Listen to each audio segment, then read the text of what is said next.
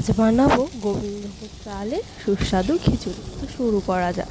প্রথমে কিছুটা চাল এবং ডাল ধুয়ে নিয়ে নুন এবং হলুদ দিয়ে সেদ্ধ করতে বসিয়ে দিয়েছি। তারপর সবজিগুলো কেটে ধুয়ে নুন হলুদ দিয়ে ভেজে নিয়েছি।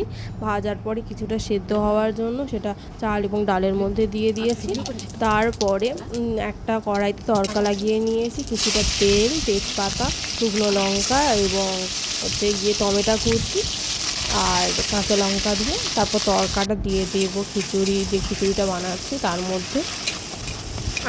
তড়কাটা দিয়ে দেওয়ার পর ভালো করে নাড়তে হবে, না নাড়লে কিন্তু খিচুড়িটা বসে যেতে পারে তলাতে, হাঁড়ির তলাতে।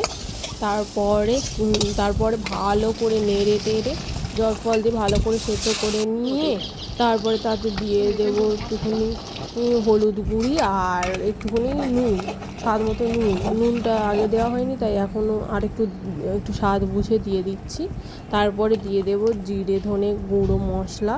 তারপরে দিয়ে দিচ্ছি অল্প পরিমাণ ঘি, খুবই অল্প পরিমাণ দিয়েছি যেহেতু ঘরোয়াভাবে তৈরি করেছি আর বাচ্চারা খাবে, তাই আপনারা কিন্তু এটা ট্রাই করতে পারেন। খুবই সুস্বাদু হয় এই খিচুড়িটা। তো আসছে।